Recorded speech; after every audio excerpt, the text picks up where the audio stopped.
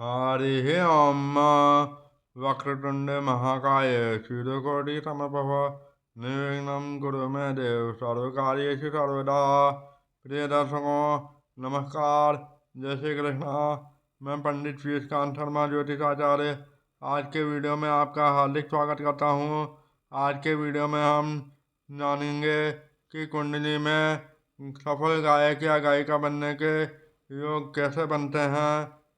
Video अच्छा लगे तो लाइक करें, चैनल को सब्सक्राइब करें। पार्ट 1 से लेकर पार्ट 125 तक के वीडियो को देखने के लिए आप मेरे YouTube channel astrologer Piyushkant Sharma को भी सब्सक्राइब करें और पार्ट 125 से आगे के वीडियो को देखने के लिए आप मेरे YouTube channel astrologer PK Sharma को भी सब्सक्राइब कीजिए। तो चलिए शुरू करते हैं आज के वीडियो को बिना विलम्ब किए। गायक या गायिका बनने के लिए महत्वपूर्ण भाव कौन कौन से हैं? पहला, दूसरा, तीसरा, चौथा, पाँचवा, नौवा, 10वां और 11वां और इन भावों के स्वामी। अब कारण भी बताते हैं। पहला भाव इसलिए महत्वपूर्ण है क्योंकि पहला भाव हमारे व्यक्तित्व को दर्शाता है, हमारे आंतरिक व्यक्तित्व को दर्शाता है, हमारे व्यवहार को दर्शाता है, हमारे आचरण को दर्शाता है।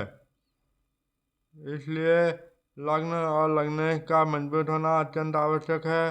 और द्वितीय भाव वाणी को दर्शाता है। वाणी जितनी अच्छी होगी, मधुर होगी, उतने ही आप अच्छे गायक, कलाकार या गायिका बन सकेंगी। उसके अलावा तीसरे भाव की बात करें तो तीसरा भाव तीसरा भाव लौकिक वाणी को दर्शाता है।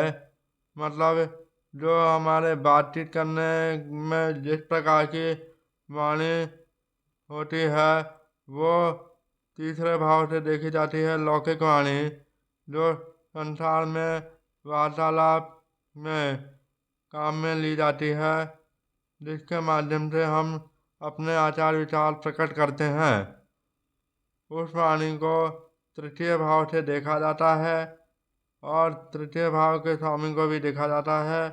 और दूसरे भाव से जो वाणी का विचार किया जाता है वो होती है हमारी आध्यात्मिक वाणी। और तीसरे भाव से सांसारिक वाणी का विचार किया जाता है। दूसरा भाव अगर मजबूत हो, द्वितीय भाव मजबूत हो तो वो ऐसा व्यक्ति जो है कथावाचक बन सकता है, श्रेष्ठ कथावाचक बन सकता है। यहाँ पर हम गायक और गायिका बनने के योग के बारे में चर्चा कर रहे हैं, इसलिए विस्तार से नहीं बताऊंगा। और बात करते हैं चतुर्थ भाव की। चतुर्थ भाव की बात करें तो चतुर्थ भाव जो है प्रजातंत्र का भाव कहलाता है, लोकतंत्र का भाव कहलाता है। यानी चतुर्थ भाव अगर आपका मजबूत है, चतुर्थ भाव का स्वामी मजबूत स्थिति में है, तो आप जनता के बीच लोकप्रिय होते हैं। आपके कार्य क्षेत्र में आपको आपकी छवि, ख्याति चारों ओर फैलती है। यह चतुर्थ भाव दर्शाता है।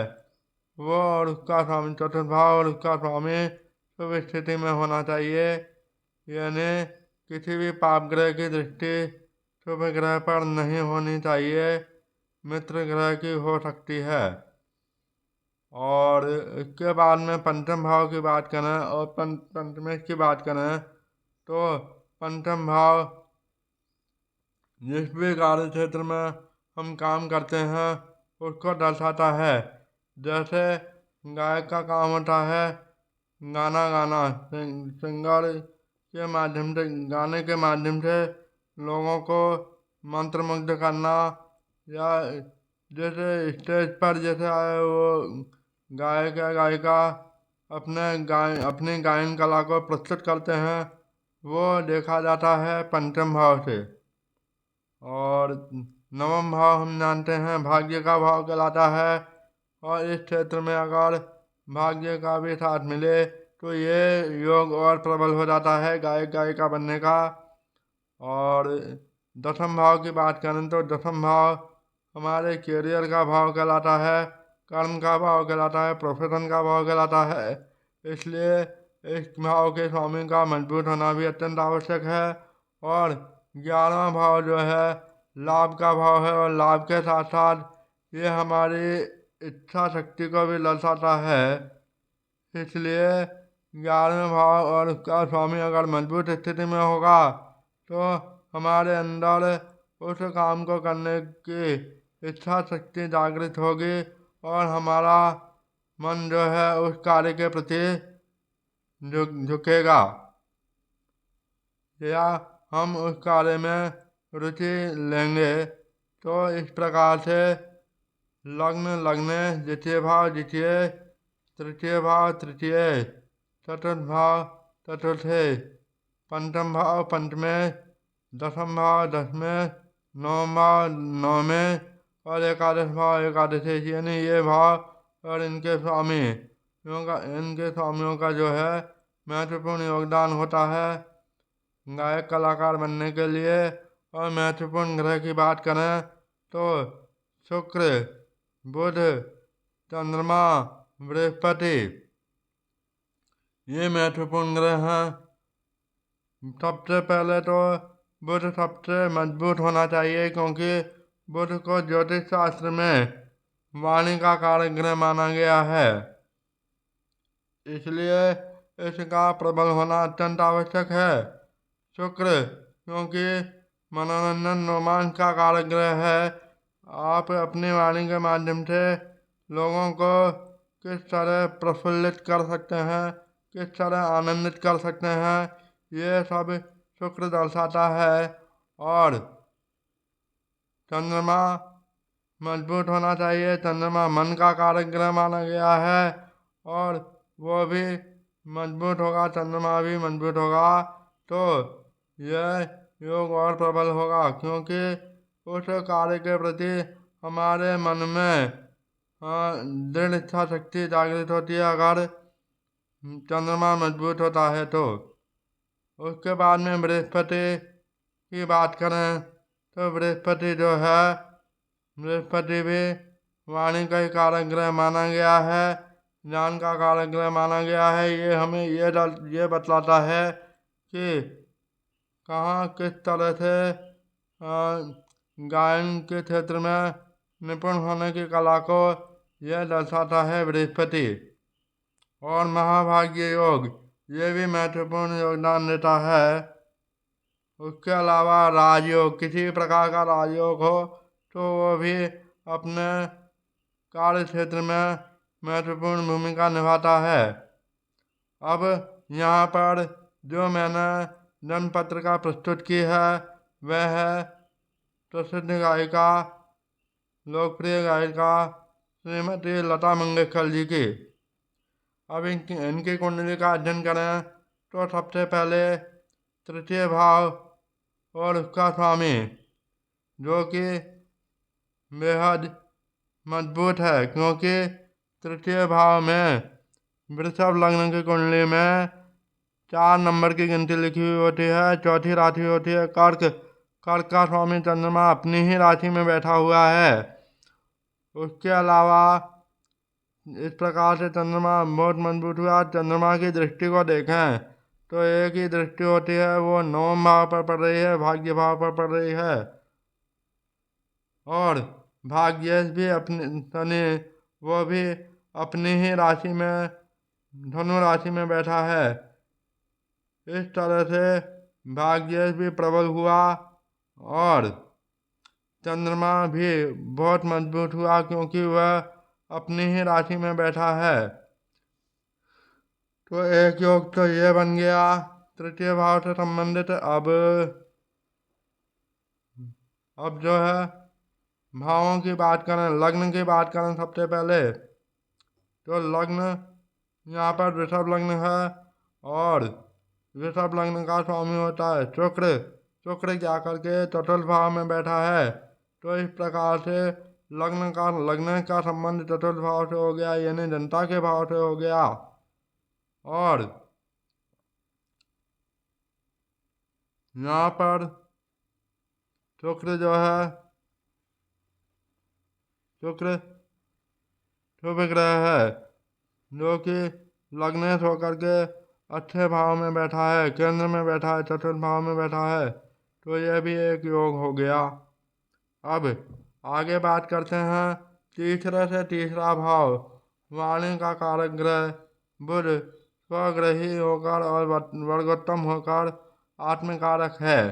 तो देखिए तीसरा भाव जो कि लौकिक वाणी सांसारिक वाणी का है, इसमें तृतीय भाव में चंद्रमा बैठा है, ये मजबूत हुआ। यहाँ से तीसरा भाव भावन भावन सिद्धांत के अनुसार तो गिने तो 1 2 3, यहाँ पर बुध अपनी ही राशि में बैठा है, अपनी उच्च राशि में बैठा है, अर्थात बुध वाणी का कारक जो है मजबूत हो गया। बुध जो है द्वितीय भाव का भी स्वामी है, तो इस प्रकार से इसका द्वितीय भाव और पंचम भाव में अपनी ही राशि, द्वितीय भाव से संबंध हुआ और पंचम भाव में अपनी ही राशि में बैठा है, तो ये भी इस प्रकार भी बुध बहुत मजबूत हो गया। इसके अलावा अब इसके द्वितीय भाव के स्वामी की दृष्टि को देखें तो 1 2 3 4 5 6 7, वो दृष्टि भी बुध की जो है लाभ भाव में, इच्छा पूर्ति के भाव में बैठा है। इससे यह दर्शाता है कि इनके मन में गायन के क्षेत्र में जाने की प्रबल इच्छा थी और इनका मन जो है, इनकी लगन जो है इसी क्षेत्र में रही, लता मंगेशकर जी की। और बुध का स्ट्रॉन्ग होना ही इनको सफलता दिलाता है गायन के क्षेत्र में, क्योंकि बुध वाणी का कारक है। और यहीं बुध जो है आत्मकारक ग्रह है। आत्मकारक ग्रह का मतलब ये होता है जिसकी डिग्री सर्वाधिक होती है वो आत्मकारक होता है। और सूर्य जो है, सूर्य अमात्यकारक है, मातृकारक है, सूर्य मातृकारक है। आत्मकारक ग्रह का मातृकारक ग्रह से युति होना भी प्रबल राजयोग बनाता है। इस प्रकार से ये राजयोग बना। और बुध जो है वर्गोत्तम भी है। वर्गोत्तम का मतलब ये होता है कि लग्न कुंडली में बुध या जो भी ग्रह जिस राशि में लग्न कुंडली में बैठा है उसी राशि में वो ग्रह उसी राशि में नवमान कुंडली में भी बैठा हो। जैसे इस कुंडली में बुध अपनी उच्च राशि और अपनी स्वयं की राशि में कन्या राशि में बैठा है, तो नवमान कुंडली में भी इनकी कुंडली में बुध 6 नंबर की राशि यानी कन्या राशि में बैठा हुआ है, अर्थात यह वर्गोत्तम ग्रह हुआ। यानी वाणी का कारक ग्रह बुध वर्गोत्तम होने से और मजबूत हो गया, इसलिए इनकी वाणी में और प्रभावशाली हुई, इनकी वाणी और प्रभावशाली हुई। और इनकी वाणी ने इनके गायन के क्षेत्र में, गायन में लता मंगेशकर जी के गायन में जनता को मंत्रमुग्ध किया और ये लोग प्रसिद्ध हुई। इसके अलावा सर्वाष्टक वर्ग में भी पहला भाव, दूसरा भाव, पहला भाव, तीसरा भाव और 10वां भाव, पहला तीसरा और 10वां, पहला दूसरा तीसरा और 10वां भाव, ये तीनों बली हैं, यानी इनको सर्वाधिक बिंदु मिले हैं 35 से ऊपर। इसलिए भी ये जो है बुध मजबूत हो गया। द्वितीय भाव का स्वामी बुध जाकर के अपनी राशि में बैठा, ये मजबूत हो गया और मजबूत, मतलब बुध जितना बली होगा गायन के क्षेत्र में उतनी ही अधिक सफलता मिलेगी, ये निश्चित है। और उसके बाद आता है भाग्य। अब भाग्येश और कर्मेश शनि योग कारक है। देखिए भाग्य 10 नंबर की गिनती लिखी हुई है, 9वें भाव में। 9वें भाव का स्वामी मकर का स्वामी शनि है। शनि जाकर के अपनी राशि में बैठा है और शनि को एक और राशि मिली है कुंभ राशि, जो कि शनि की ही राशि है। यानी केंद्र और त्रिकोण का स्वामी होकर के ये मतलब दसम भाव और भाग्य भाव का स्वामी होकर के शनि जो है अष्टम भाव में अपनी ही राशि में बैठा है। तो ये भी प्लस पॉइंट हो गया। यानी इस कार्य क्षेत्र में इनको भाग्य का भी साथ मिला। अब बात करते हैं इनके पारिवारिक बैकग्राउंड की। देखिए यहाँ पर द्वितीय भाव का स्वामी, द्वितीय भाव कुटुंब का कहलाता है।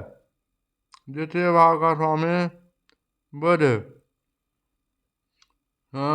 बुध जो है अपनी राशि में बैठा है और यहाँ पर शनि की दृष्टि द्वितीय भाव पर पड़ी है। और इसके अलावा शनि की दृष्टि जो है बुध पर पड़ी है। तो इनका जो है कुटुंब यानी कि इनका जो परिवार है ये इनके भाई बहन ही थे। और शनि जो है भाग्य यानी पिता का जो कारक भाव कहलाता है, उस भाव का स्वामी अष्टम में जाकर के बैठा है। इस कारण से इनके कम आयु में ही इनके पिता का जो है देहावसान हो गया था। और दूसरी बात यह है और ये जो है इसकी दृष्टि, शनि की दृष्टि द्वितीय भाव पर पड़ रही है। और अब वैवाहिक जीवन की बात करें तो वो क्यों नहीं चली ये भी बताते हैं। क्योंकि सप्तम भाव का स्वामी मंगल जाकर के छठे भाव में बैठा है केतु के साथ। केतु को हम जानते हैं मोक्ष का कारक ग्रह है। ये सांसारिक बंधन से दूर ले जाता है और मंगल शुक्र की राशि में बैठा हुआ है। इसलिए मंगल और केतु के युति के कारण, वो भी छठे भाव में शुक्र की राशि में मंगल और केतु की युति के कारण और मंगल के सप्तमें होने के कारण इनका वैवाहिक जीवन नहीं चला था। इसके अलावा एक और बात बताना चाहेंगे, इनको शुक्र में राहु की जब अंतर्दशा चल रही थी उस समय विष दिया गया था। तो देखिए शुक्र की दृष्टि कहाँ पर है। शुक्र की दृष्टि जो है बुध की बात हो गई। शुक्र की दृष्टि दसम भाव पर है। शुक्र में राहु का अंतर चल रहा था तो राहु की दृष्टि जो है इनके छठे भाव पर है। और 7, 8, 9 राहु की दृष्टि भाग्य भाव पर होने से इनके मृत्यु टल गई थी। और गुरु की दृष्टि जो है गुरु की दृष्टि 1, 2, 3, 4, 5, 6, 7, 8, 9 गुरु जो कि सर्वाधिक शुभ ग्रह माना गया है।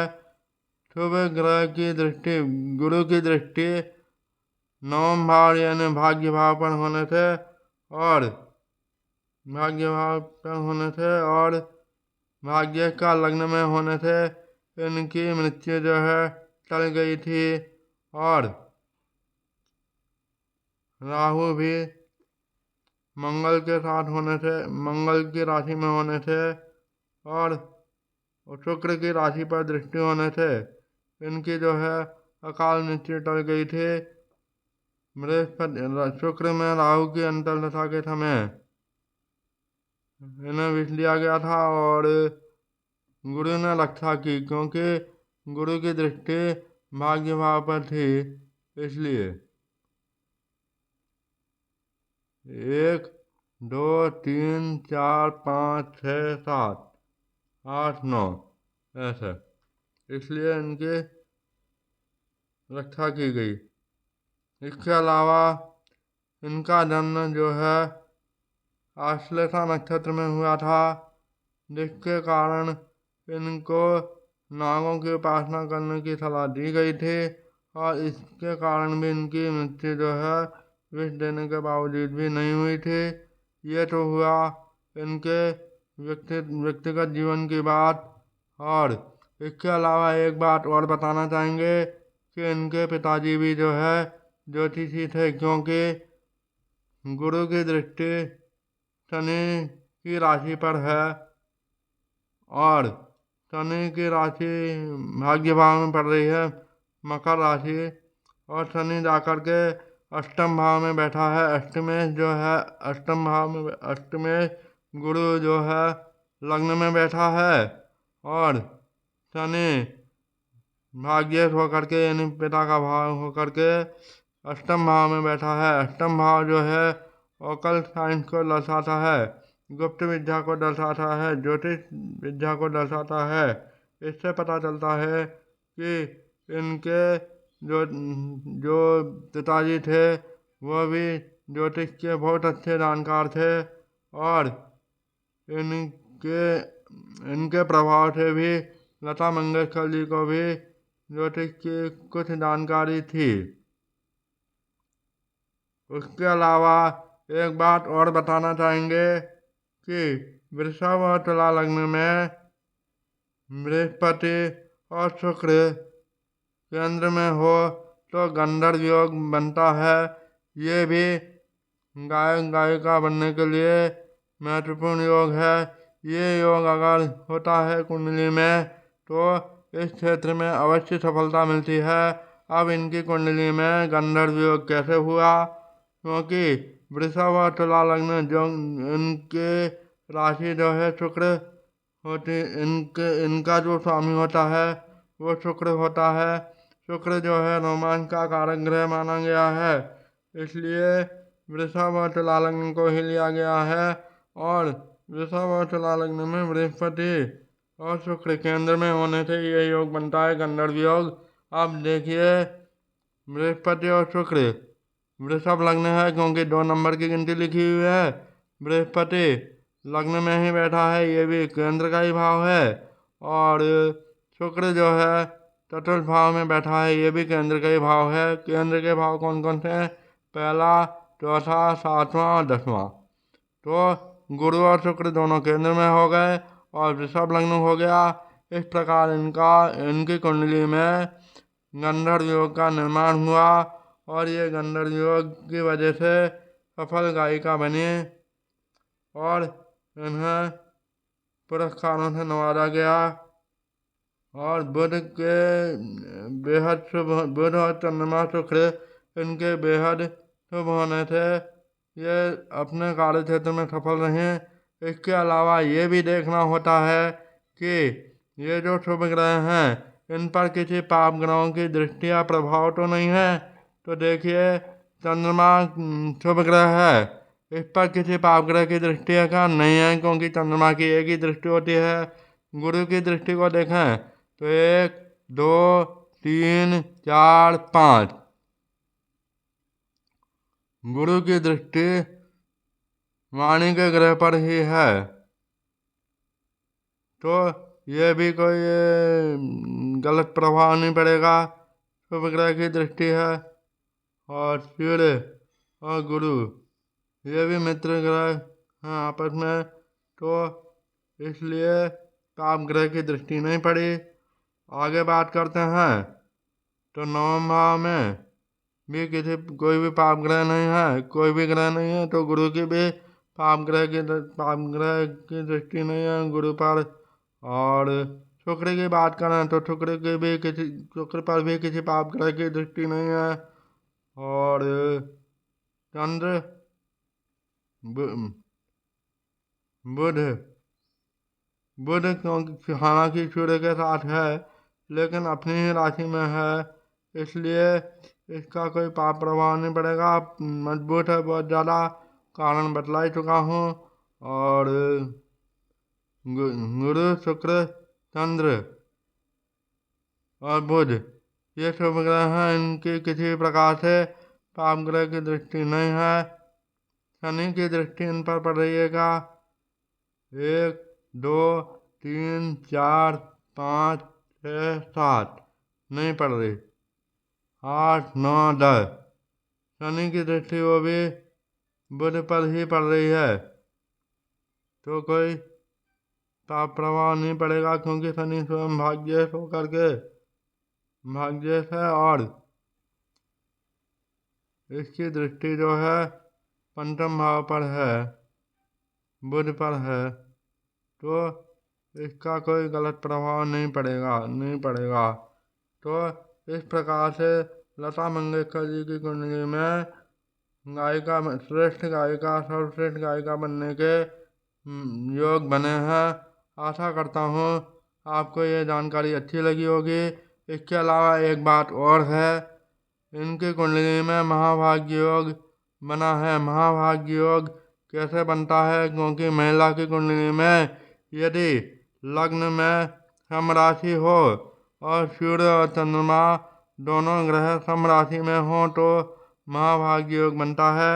वृषभ लग्न है, 2 नंबर की राशि वृषभ होती है, तो 2 नंबर समंक होता है।